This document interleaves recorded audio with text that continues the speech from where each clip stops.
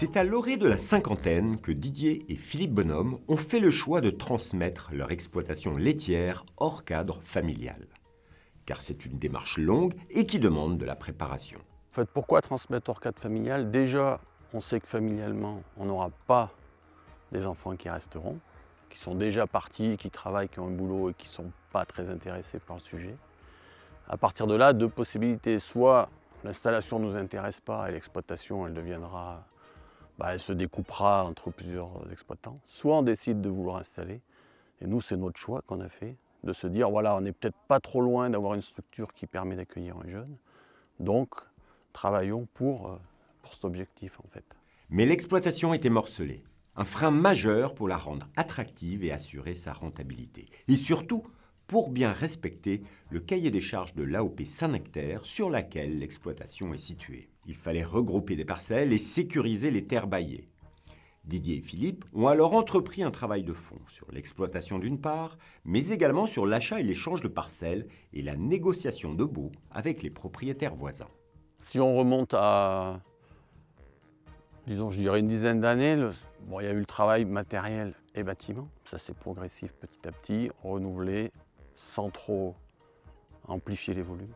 Et sur le terrain, ce qu'on a fait, c'est qu'on est allé voir tous les cédants proches, les futurs retraités qui allaient céder du terrain, leur demander si vous voulez vendre, si vous voulez louer, mais sans s'écarter, c'est-à-dire garder des îlots. On avait un argumentaire qui était de dire, voilà, si on veut installer, il faut garder notre foncier en volume, pas forcément le même, mais en volume, garder la surface, les 5 hectares, quoi.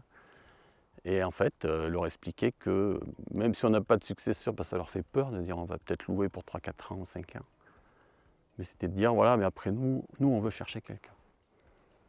Donc les convaincre. Le cas des frères Bonhomme illustre un enjeu récurrent en France.